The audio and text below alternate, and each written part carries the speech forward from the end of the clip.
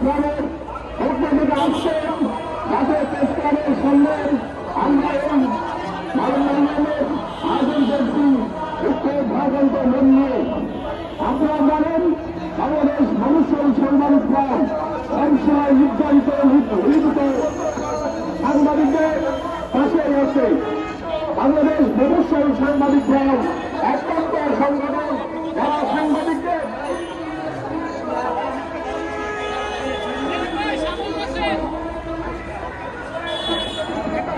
বাংলাদেশ মানুষের সাংবাদিক ক্লাব একমাত্র সংগঠন যারা বাংলাদেশের মধ্যস্থলে সাংবাদিকদের আপনাদের বিপদে কাজ করে যান।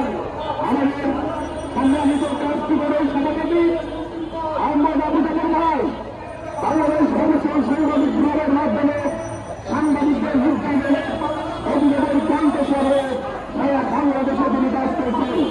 আপনারা জানেন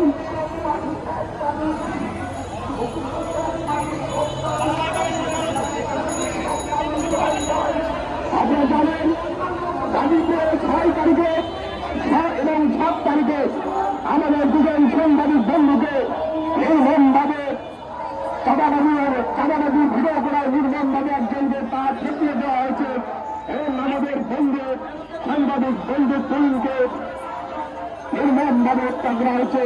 তার কারণে আজকে আমাদের বাংলাদেশ মানুষের সাংবাদিক ক্লাবের পক্ষ থেকে আমরা এই মানববন্ধনের আয়োজন করতে যাচ্ছি। আজকের এই অনুষ্ঠানে স্বাগত বক্তব্য রাখবেন বাংলাদেশ মানুষের সাংবাদিক ক্লাবের কেন্দ্রীয় সহযোগী সম্পাদক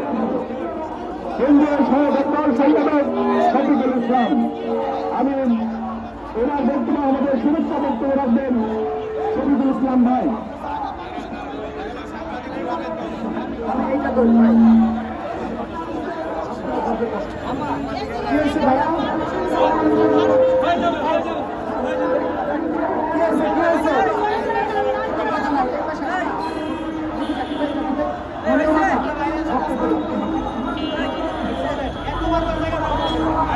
একবার জায়গাতে থাকবেন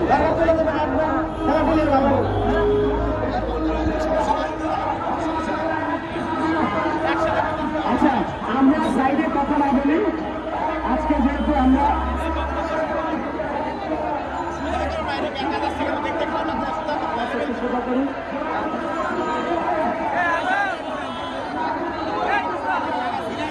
আচ্ছা আমরা আজকে যে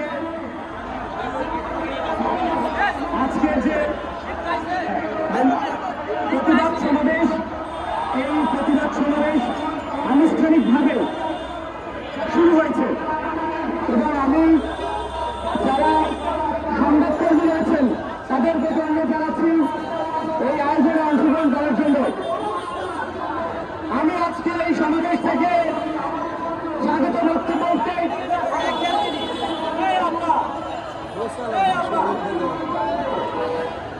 আমি দুটি কথা বলতে চাই।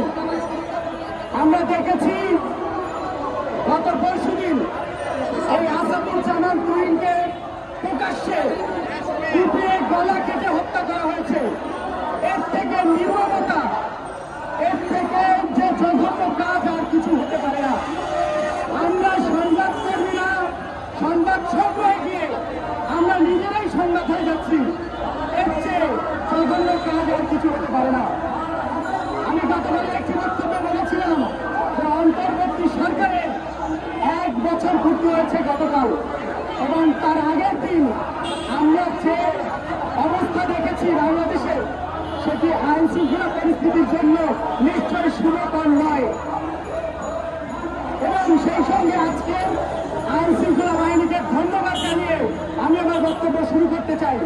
আমরা দেখেছি গত পরশুদিন গাজীপুরে আসাদুজ্জামান তুহিন হত্যার পরে গত রাতে তারা অভিযান চালিয়েছে এবং এখন পর্যন্ত প্রধান অভিযুক্ত